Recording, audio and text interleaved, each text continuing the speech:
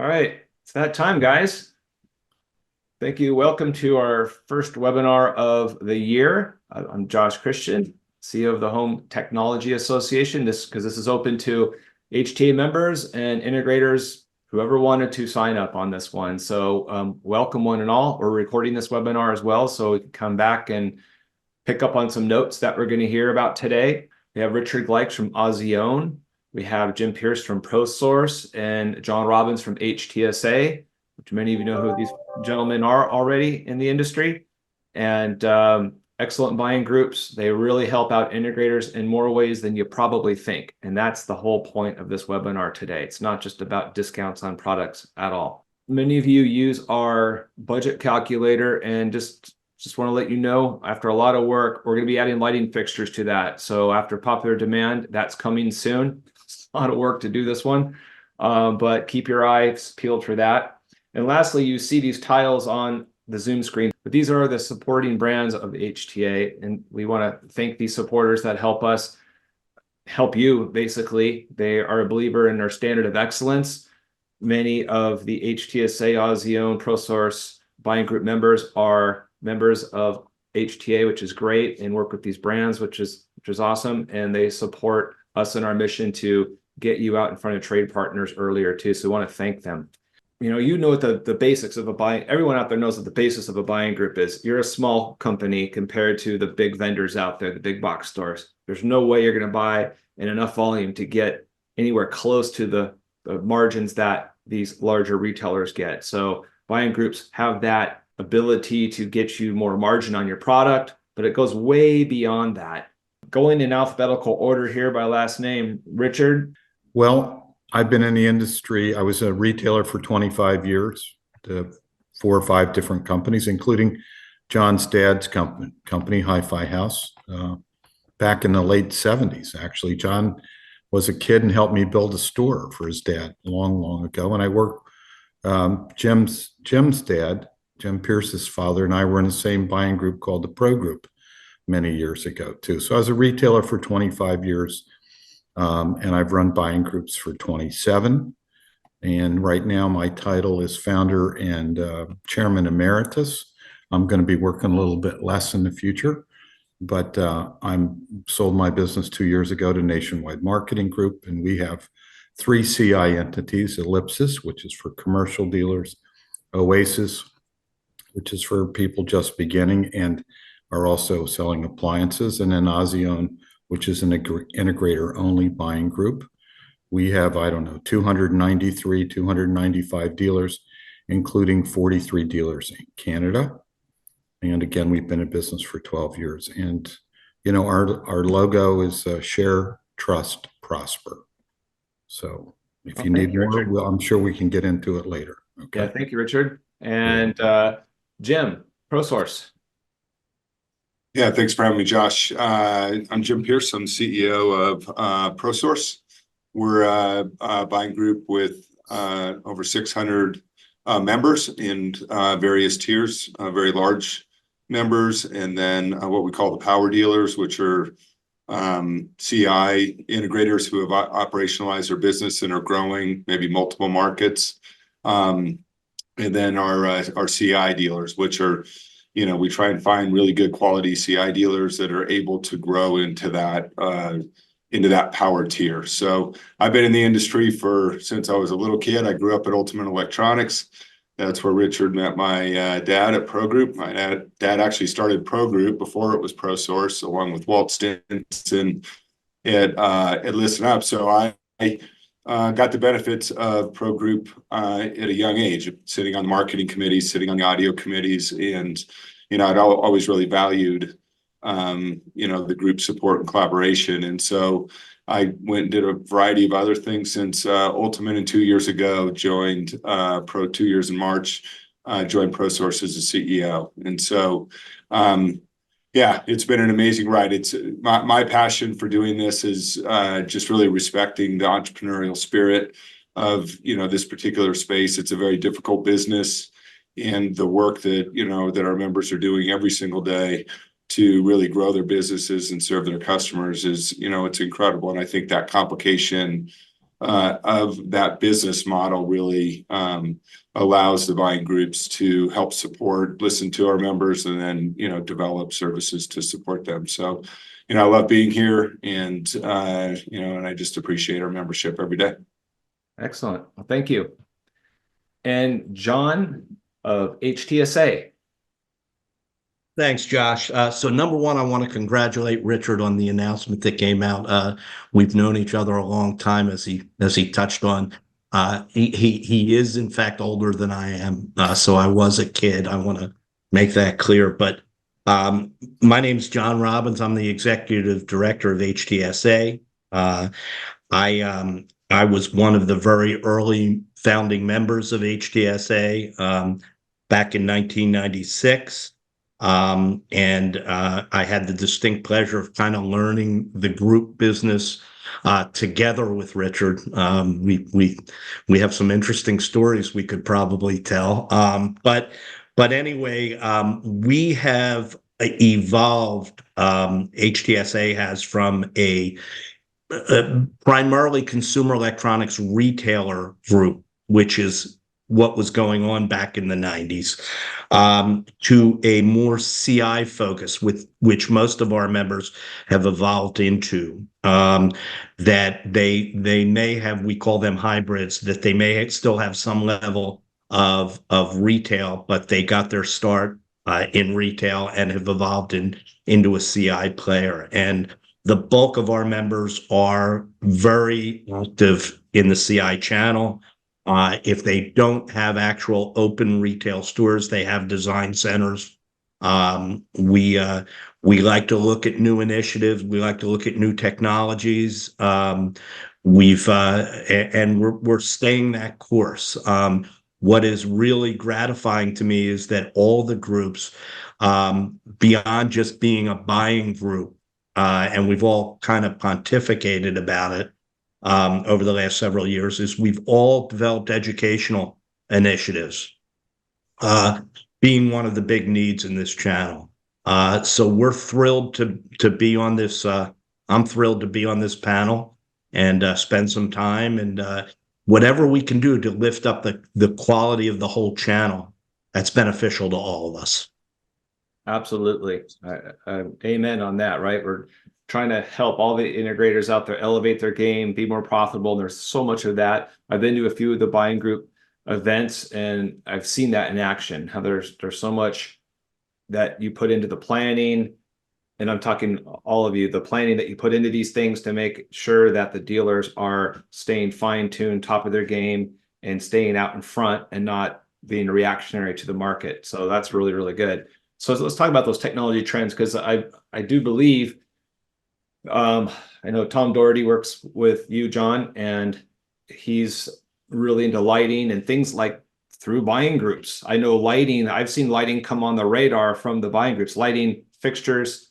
At least in my world, I started going to buying groups in as late as 2017. So I know you probably were into this before, but seeing things like lighting fixtures being a big category, which 10 years ago didn't even exist for integrators, believe that was all pushed by buying groups, right? So any comments on not specifically just lighting fixtures, but just how buying groups are leading with like keeping integrators ahead of the curve or staying on top of technology, so they are continuing to lead and grow.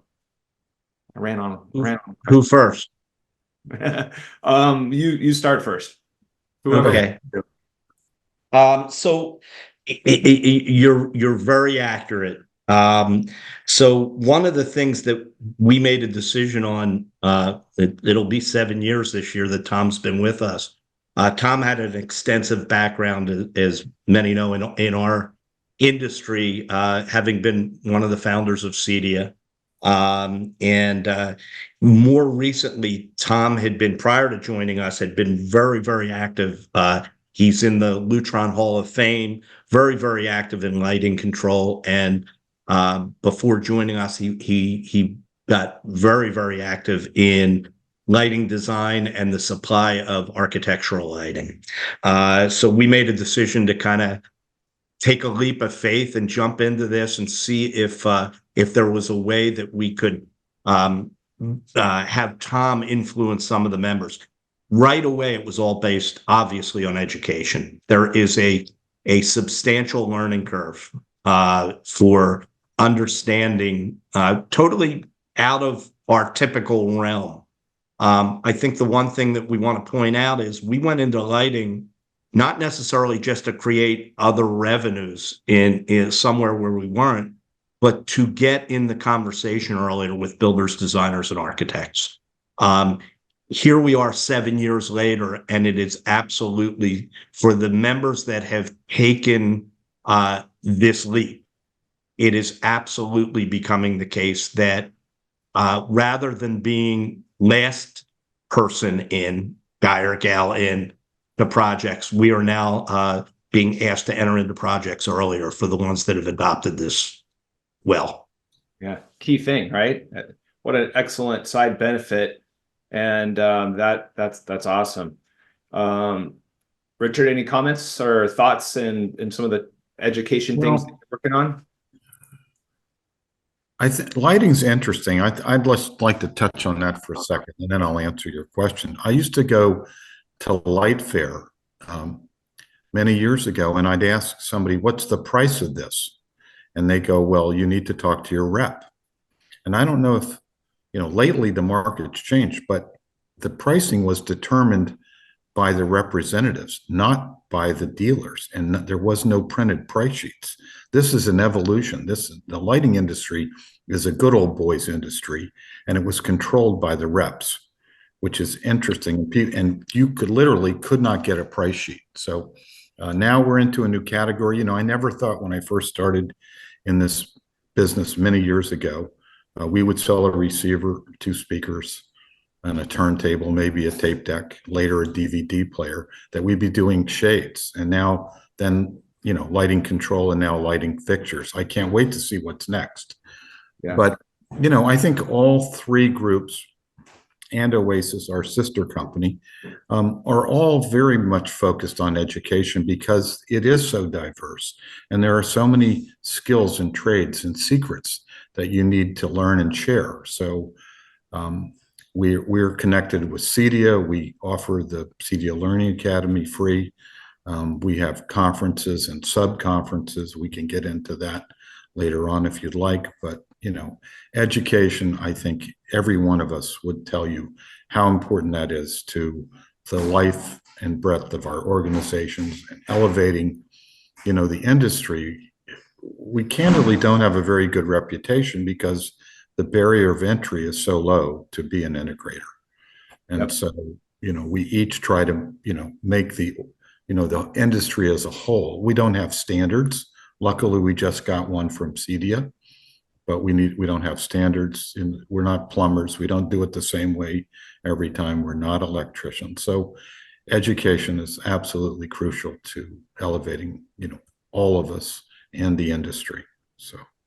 Yeah, excellent. Yeah, thanks. That's a key point, right? You go to these events and you're going to be drenched in education that's going to help you stand out and rise above, and learning from each other, right? So you don't make the same mistakes that others have done. You can learn from them and then shortcut your way through those mistakes and approach this, whatever category it is, much, in a much better place.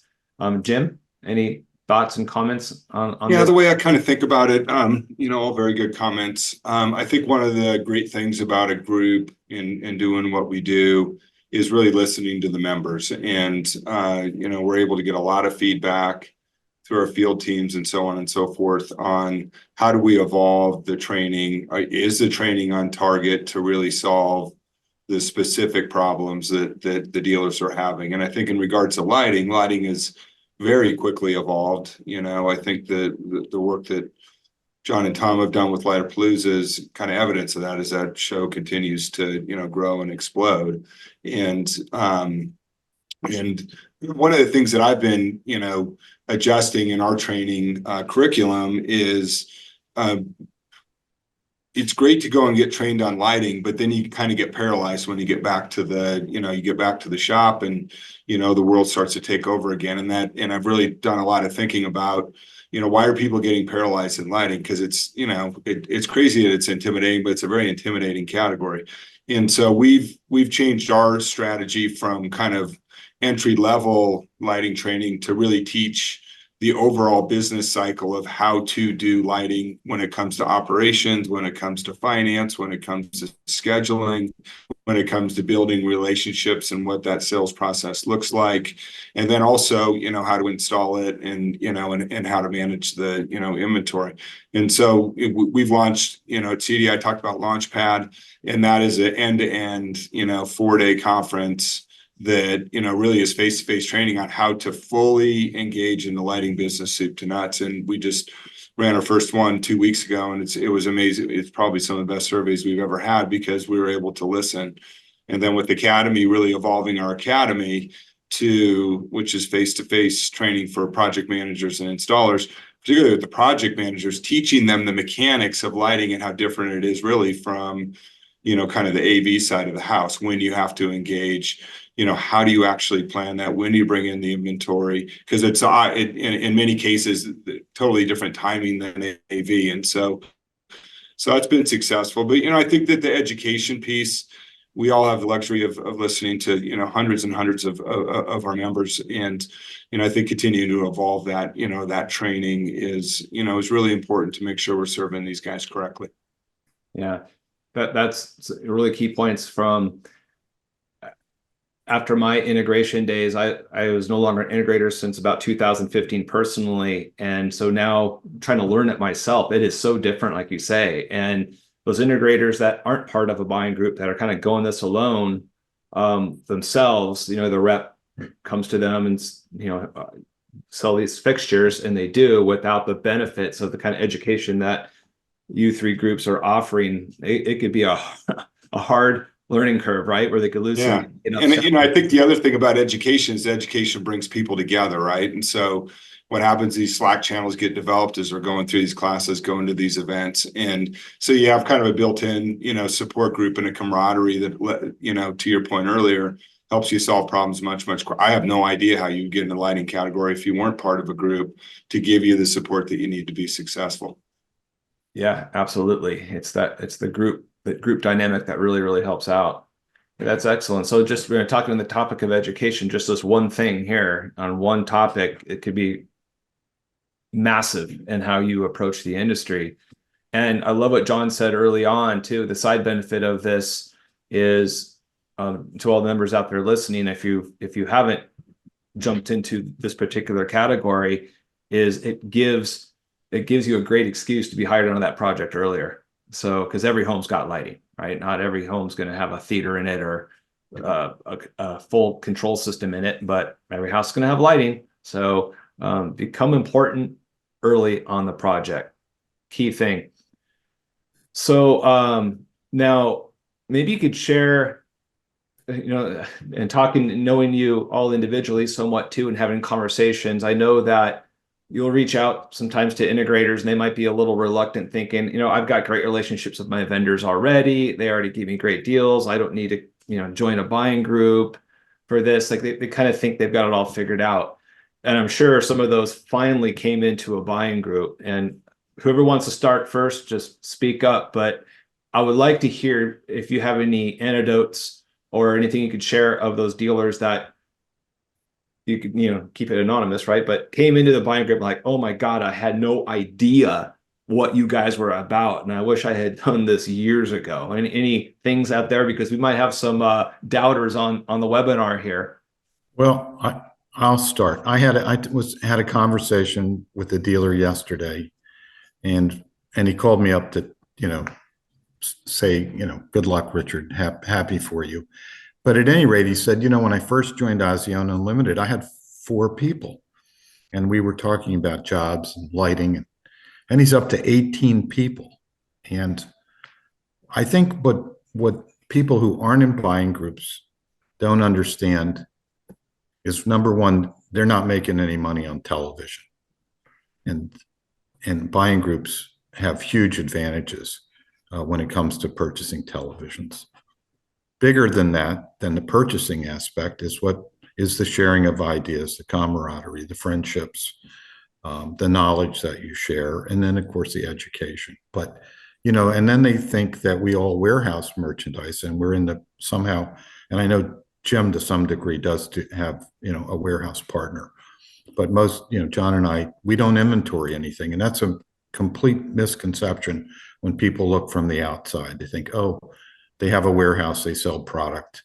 I'm buying from a different distributor and I don't need to be in a group. But, and I think we each kind of seek a different kind of dealer. I think Jim's targets, and he has 3 groups in essence, and John's our target dealers are all a little different from one to the other. So I think if you were researching it, you should probably find out, who's the perfect dealer for each group. And I think that's an aspect. But if you're doing over $1.2 million in business, you owe it to yourself to be in a buying group, period. Well, yeah, great to hear that the dealers saw it, right? He came back. Any experiences, Jim or John, like that too, where they came back and just like, oh my God, I wish I did this earlier? I mean, Yeah, I think go ahead, Jim. I've the number of times that I've heard that, it is remarkable over the years.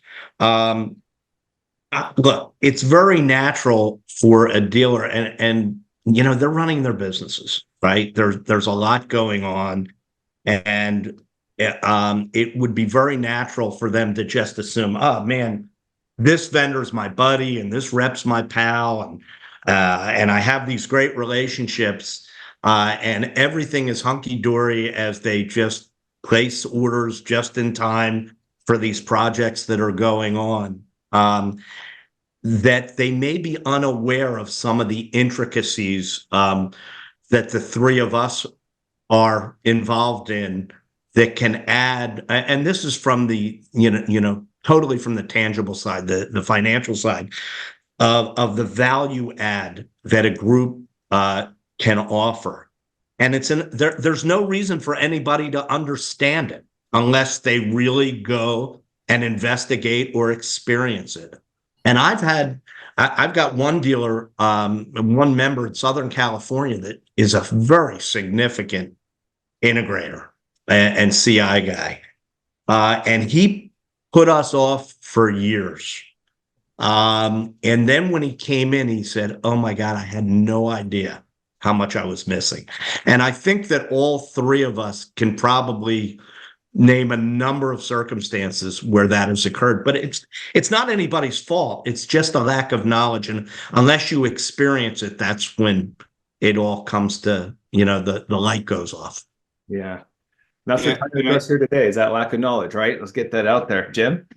Well, I think one of the things about relationships is, when people are selling to you, like reps and things like that, it seems like those relationships are real strong. And in reality, they're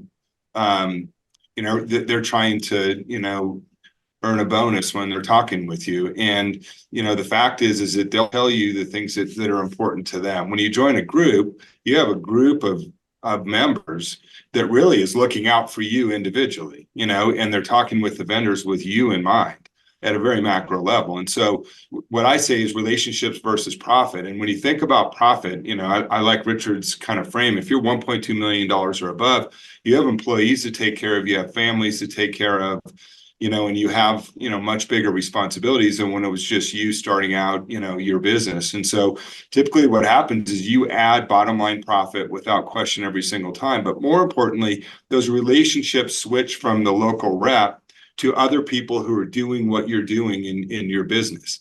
And that is where the magic happens. When you're talking to a guy in Illinois and I'm in Golden, Colorado, and you guys have the same problem, that's where the magic happens within a group, because all of our members love each other and it's like a community of people, and they're people you can talk. It's not a random stranger, because that you're under an umbrella that of trust with these individual dealers. And so I always, what I hear from people that call me, you told me to change my relationships from these local reps. I'm not saying that that's not important, but they're going to meet new friends in this industry. That's exactly what happens. And I hear it much like these guys. I hear it all the time. I cannot believe I didn't do this sooner. So, I think that every group does it a little bit differently. And I would suggest you call any of us, three, if you have questions, and interview us, because we all want to make sure you're in the right group that matches your, business model and personality and so on and so forth.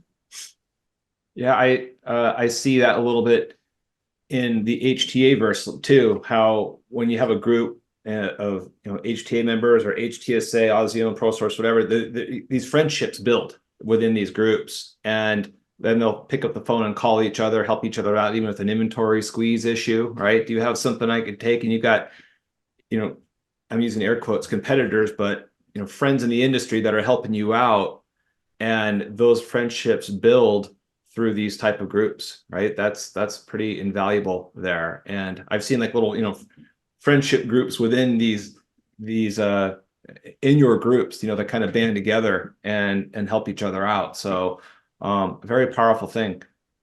I didn't say at the outset, but if you have any of our attendees that have any questions for the panelists, feel free to put them in the Q&A. One did come in. John answered it privately, but we could throw this out to Jim and Richard too. And it's a question from an integrator that says, we've been doing lighting for more than 2 years now, end to end. I'm struggling to understand what benefits buying groups provide other than training, which we can get directly from suppliers. Lighting and shades are already more than 60% of our business. So that's a big chunk of business. John already threw his stuff in there. So, but like, Jim, Richard, if you have any, thought on. Well, the lighting vendors, they have different pricing tiers. And what happens is the pricing tier that a buying group gets is greater than an individual is able to negotiate on their own. That's the number one reason. And I'll tell you, that's a smart guy or woman. 60% of your business in lighting and shading makes you very profitable. And, you've got a great client too, I would imagine. So maybe I would say you're going to buy better. It's really that simple. If they already are smart in that area, maybe they could learn more about selling performance audio. Maybe there's some other benefits. And I guarantee you, and we will all preach this, that simply by having somebody next to you or on either side of you who's knowledgeable and who's experienced the same problem, and it's not unlikely. I remember when Integra receivers all failed and they said, but you're the only one having the problem. It wasn't until we all started talking to one another that we found out that they all had a bad handshake on their HDMI. So, I think that person's in a sweet spot, but they can probably bring a lot of dollars to a buying group, and those dollars represent growth, and growth represents additional margin. Good point. Yeah, and I would answer, you can do the math on this before you join a group. We do it all the time with people. We'll take their business and we'll run it through a very specific calculator to show them what is their ROI.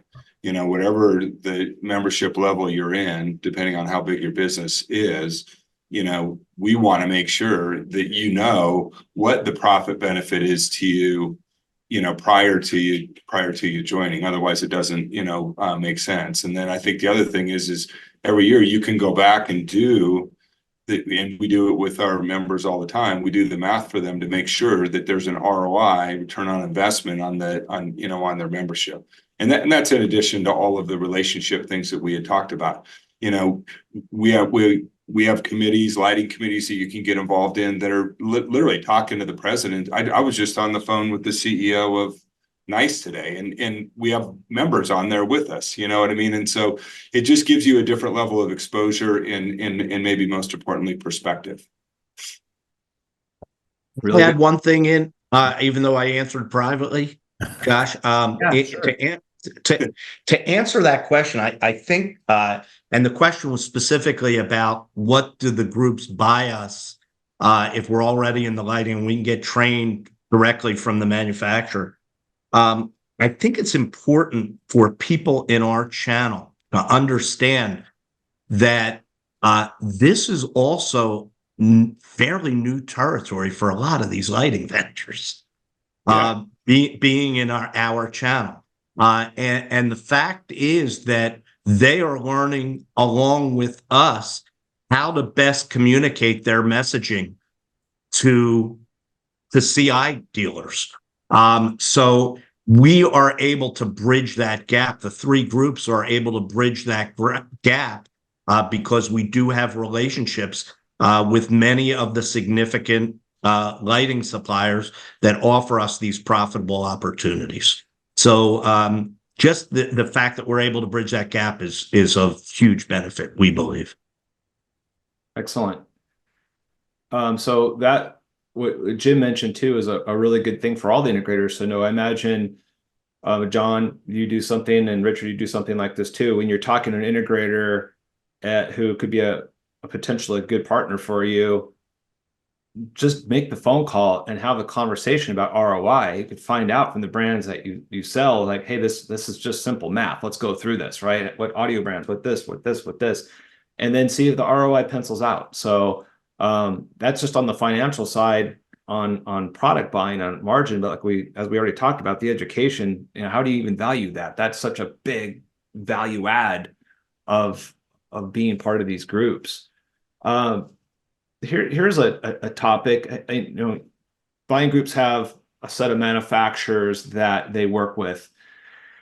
Does maybe one of the fears that's out there with some members is like, well, I like this brand or whatever it might be. Do I have to now not sell this brand because you have a deal with this other competitor brand? How do you deal with that particular question? Yeah, look, I think that I think when you do join the group, typically there's a financial benefit to you. In most of the verticals that are in this industry, there's multiple competitors within that, within the vertical. And so, again, it gets back to relationship versus profit. The answer to your question is you don't have to sell any of the brands if you don't want to. It's a matter of you making the decision. Okay, look, do I see the ROI or the benefit to move to this brand? And at the minimum, consider it. And I always tell people, your network is really valuable. You meeting all of the brands in a particular vertical, whether you choose to sell that brand within the group or not, understanding who the team is that support the group brand or a brand you might not ever know is really an important thing as a business owner, because you never know when relationships are going to change, companies are going to get bought, there's going to be supply chain issues and that kind of thing. So it just gives you a platform to expand your perspective and meet more people in these various verticals so that you can make the proper decision. But you don't, it's up to you what brands you want to buy. That's not what we're trying to. The other thing, Jim, is your line card, your vendor partners are on your website. Yeah. John, yours are on your website. Azione Unlimited's brand partners and vendor members are on our websites. The more you match up, the better it is. Obviously, each of us would prefer you decide to do business. But when you look at the client, it's very simple. The client cares usually about what control system you recommend and what television. And after that, you pick. Yeah. So, if you can make, it's not how much business you do, it's how much money you make. I learned that lesson a long time ago. If you can pick up an extra 5 or 10 or 15 points because you move into a preferred brand, and trust me, on like speakers, you might think 50 points is good, but a lot of our programs start at 60 and get 10 to 15, 20 points better. And that's a lot of money. And when you're selecting product, the client doesn't care. You can give them great performance and you can pick up 10 or 15 or 20 points. And that will make the difference between driving a Kia and driving a BMW, or hiring more employees, or getting a new truck, or all those things, or sending people to trainings that cost money, things like that. So there's nothing wrong with more money, that's for sure.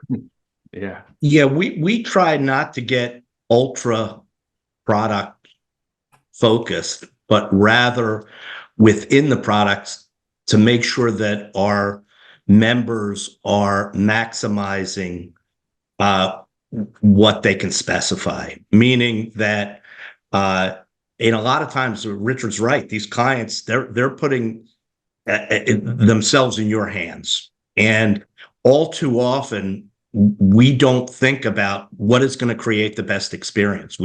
Our people specify according to their own pocketbooks or what their own, and that's not necessarily the case. Our relationship science manager, our trainer, Keith Esterly, has a saying to members that if you read one of your proposals and there's anything on here that you can afford, you probably underspecified it. Okay, so we think about trying to present the highest performance and create the largest gross profit dollars per man day. We're in there doing the labor anyway. And if we can provide a better experience by supplying higher performance products, that's what we're all about. I love it because that takes it back to the education side, right? That's something I see as well. It's something I've been doing a lot of research on lately too, is finding out how much basically the bottom line is selling skills. And we're getting down to, right? If selling with your own wallet is a problem in this industry, and there's so many amazing products out there that look phenomenal, they aesthetically blend into the home, but they're not going to be sold easily, brought into the later in the project, and they're expensive. But when you're getting this type of sales training that you do from the vendors and from your other presenters at your events, and from trainings that you're doing, you're way better equipped to sell those things early on and stop selling with your own wallet. And it's amazing when you get an architect or an interior designer on your side, it's amazing the power and influence they have over a client. You're getting this, not like, oh, would you like this? You're getting this next. You're getting this next. They could sell it for you, right? It's pretty amazing when you get trained in that level, and just right there, that's a massive benefit. So one of the things that we asked on a poll at the beginning of this, there's 4 questions. What the existing business climate question was, what things are hindering your sales growth? And the results came back, not surprising, not enough staff. It's 50% say that's a hindrance to your growth, right? So we're looking for more people. Richard, you've done something called Smart Home Hire, right? Correct. We started Smart Home Hire about 4 years ago. Mm-hmm. We saw a need. We couldn't get enough people. So what we did was we hired a very good advertising agency, and we looked for 4 different jobs, and we did a lot of research. They did a lot of research on the personas, because a salesperson doesn't think the same as an installer, doesn't think the same thing as a project manager, etc. And so we launched a website called smarthomehire.com. We did 4 YouTube videos that were 4K, gotten over 100,000 views. They're about a minute and a half, because that's about the attention span that anyone seems to have these days. And they glorify the industry. There are technicians talking about, I used to work in the restaurant business, and I didn't like the hours, didn't like the variable pay, and I love the product, and I love the clients, and I love, working with my hands, etc. So we were at a little precipice here, because it started to linger a bit. And so now we've rejuvenated the site, and we've asked our members to post more jobs free of charge, and we're getting more hits. So that's great. We just placed 2 people last week, actually, came off of smarthomehire.com. It's a national site, and it was a good idea, and it's worked. So it's excellent, addressing one of the big issues out there. So that's excellent. Another a program that I'm getting a little bit of awareness from, and I think it's a really great one that I know that HTSA is working on, is helping dealers out with creating or having like CEU events. John, can you explain that? I think that's really cutting edge. Yeah, so we thanks to our former president Eric Joy, he presented this concept of trying to do these summits that we would offer, that members, individual members could offer in their geos. It working in conjunction perhaps with some vendors, finding out what vendors actually have CEU accredited courses that they could come in. It's in its infancy. We've now done it with 3 of our members, that we have a whole platform for promoting these to the trades in a given community. And people will come in, whether they're again, designers, architects, whoever is looking to get some CEUs, and they have the benefit of being a little bit wined and dined, but the important thing is offering courses that will benefit them for their CEU needs. So we've got a whole platform in place that our members are beginning to adopt, and we anticipate this year that we'll probably hold somewhere between 15 and 18 of them throughout the country. That's excellent. And for those that might not be aware what we're talking about, CEUs, architects and interior designers need continuing education units. That's the CEU, to keep their title, basically their designation, and they need to get these ongoing education credits. So the manufacturers that no doubt sell their products from have such CEUs that the architect designer now has a reason to see you or be in the same room with you, because these classes, when they are given typically on behalf of the vendor,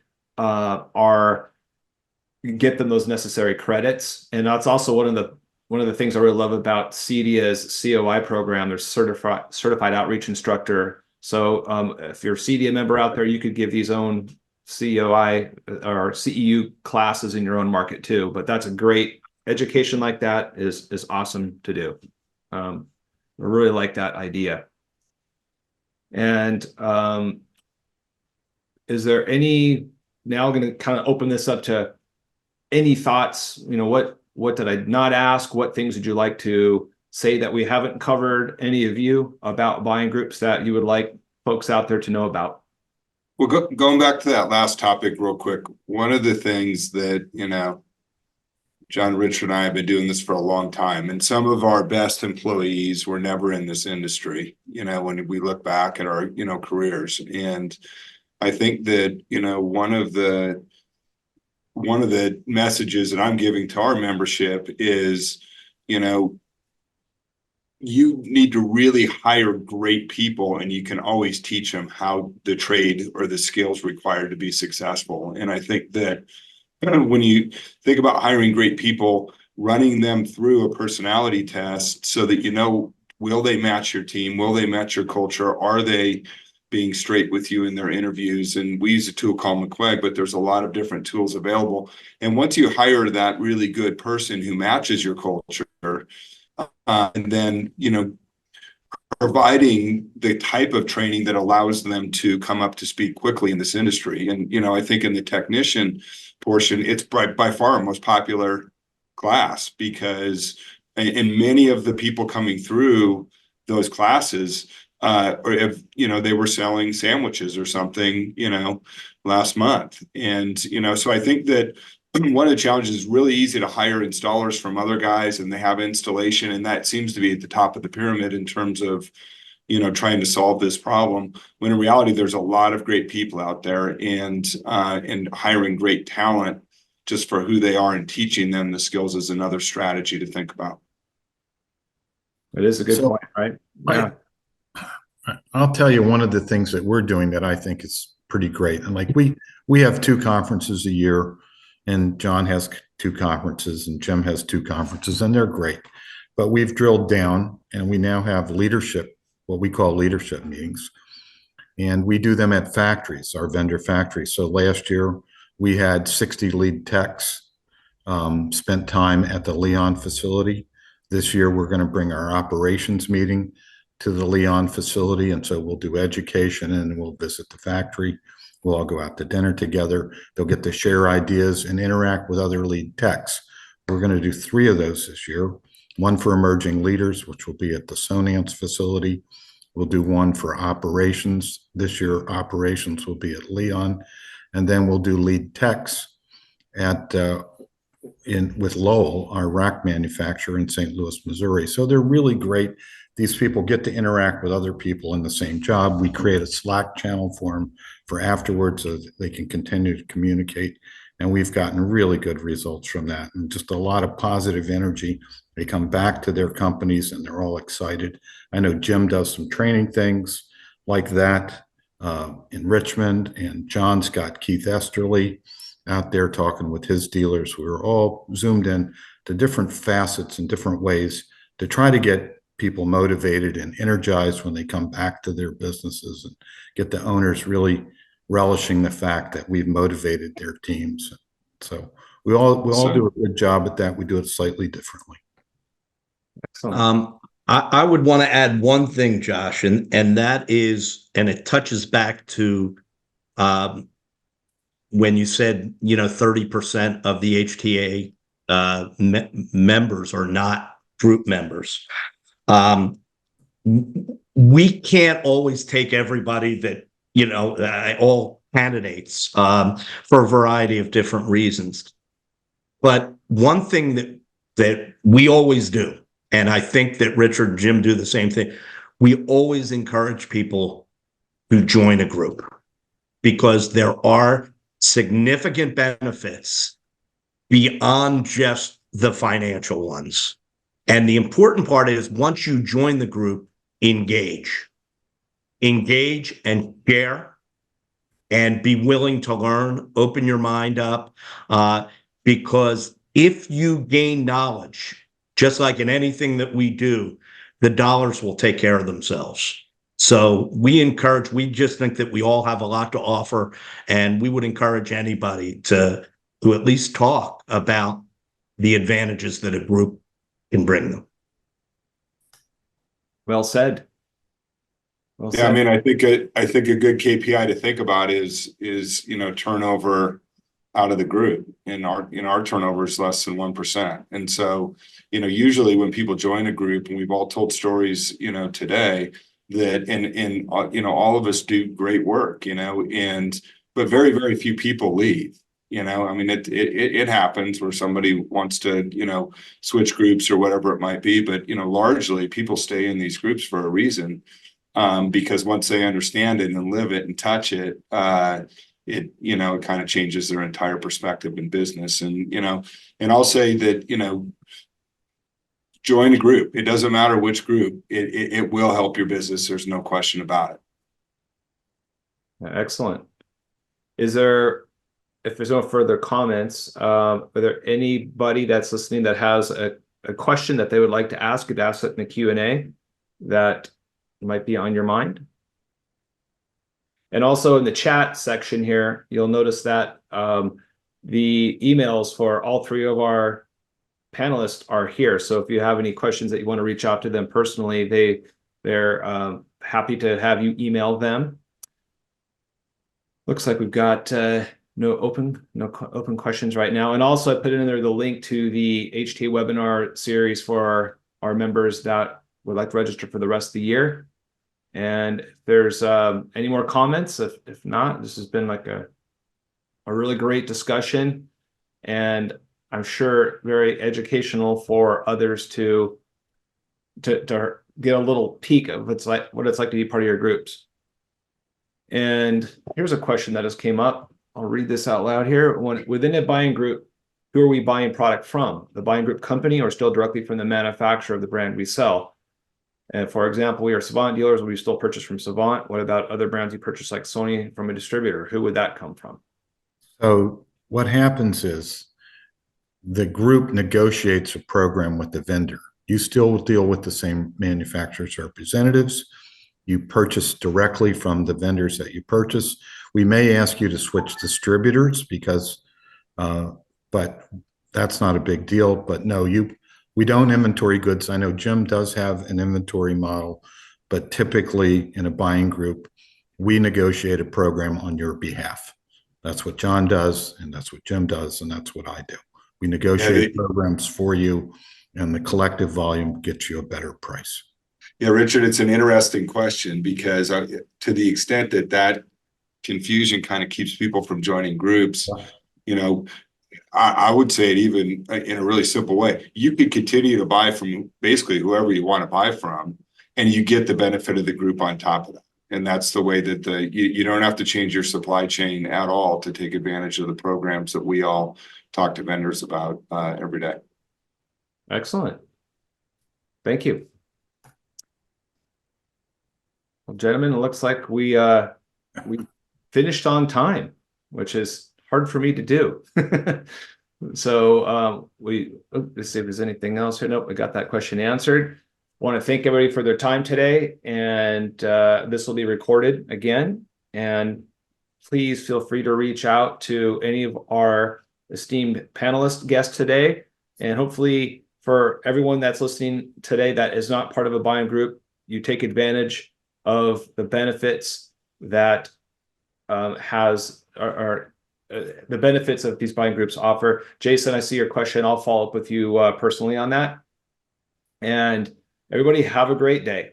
Thanks again. Thanks, All right, John. guys, take care. Good to see all you guys. All right. And before you go too, if any, there's going to be a closing survey for our attendee members too. So if you could please answer those 2 questions, I'd appreciate that. And everyone have a great day, and see you soon on another webinar or at an industry event. Maybe see a lot of you at Lightapalooza in a couple of weeks. All right. See you. Thanks, guys. See you guys. Thank you.